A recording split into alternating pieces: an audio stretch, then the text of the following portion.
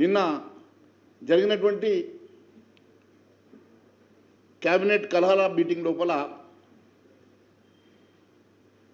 ముఖ్యంగా ఒక పెద్ద మంత్రికి ముఖ్యమంత్రికి మధ్యలో వాగ్వాదం జరిగినట్లు, ఇంకొక మంత్రికి ఇంకొక సీనియర్ మంత్రికి మధ్యలో వాగ్వాదం జరిగినట్టుగా మరి కథనాలు చూస్తున్నాం. ఇదంతా దేనికోసం వచ్చింది అంటే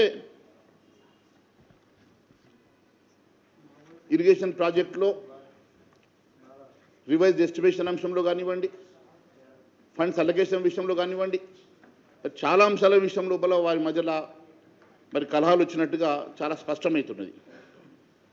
మరి నారాయణపేట కొడంగల్ ఎత్తిపోతల పథకం పనులలో వేగంగా పూర్తి చేయాలని 1000 కోట్ల రూపాయలు అలొకేట్ చేయాల్సిందిగా ముఖ్యమంత్రి గారు ప్రతిపాదన చేస్తే దానికి ముఖ్యమంత్రి గారినే వ్యతిరేకించినట్టుగా, మంత్రి గారు వ్యతిరేకించినట్టుగా మరి వార్తలు చదివినాం.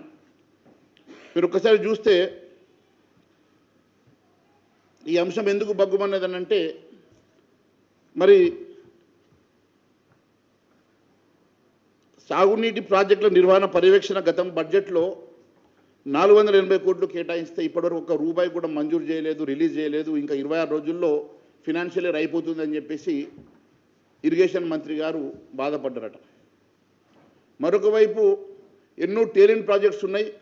ఈ టేలెంట్ ప్రాజెక్ట్స్ అన్నీ కంప్లీట్ చేయాల్సిన అవసరం ఉన్నది.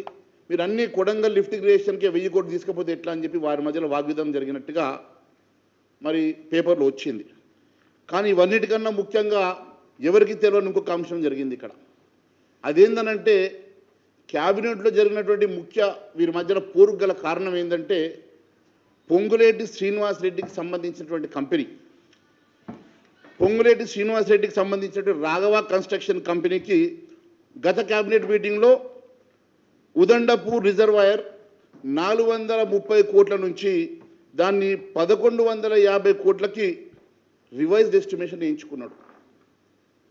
అంటే దాదాపు 700 కోట్ల రూపాయలు రివైజ్డ్ ఎస్టిమేషన్ పేరు మీద ఎస్కలేషన్ చేసుకున్నాడు. మరి ఒక మంత్రికి మీరు 700 కోట్ల రూపాయలు రివైజ్డ్ ఎస్టిమేషన్ ఇచ్చిండ్రు, మరి మాకు సంబంధించినటువంటి ఎంతోమంది కాంట్రాక్టర్లు ఉన్నారు కదా, మరి వాళ్ళకెందుకు ఇవ్వరని చెప్పేసి ఆ మంత్రుల మధ్యలో పంచాయతీ మొదలైంది.